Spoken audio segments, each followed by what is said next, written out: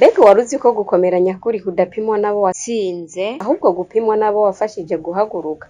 Ndabaramutsa, ni Deborah Ntakisumba kuri Tubiyage Media.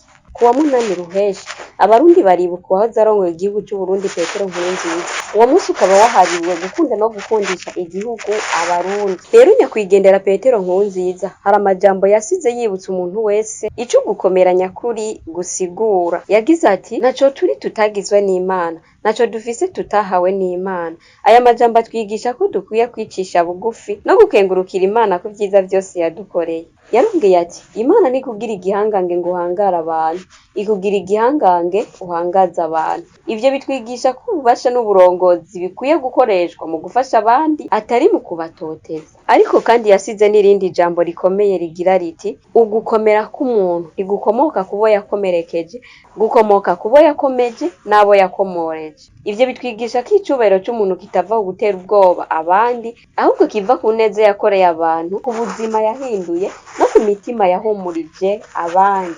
Uyu munsi umwe wese arashobora kwibaza ati: "Ninde nakomeje? Ninde nateje imbere? Ninde nafashije?"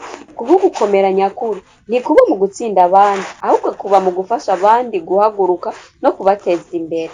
Iryo ni isomo rikomeye kandi riramba abarundi tuzokwama twibukirako. Ndabibutse yuko nyakwigendera Petero Nkurunziza akija ku butegetsi yari afise icivugo kivuga giti: "Dukora dusenga, dusenga dukora."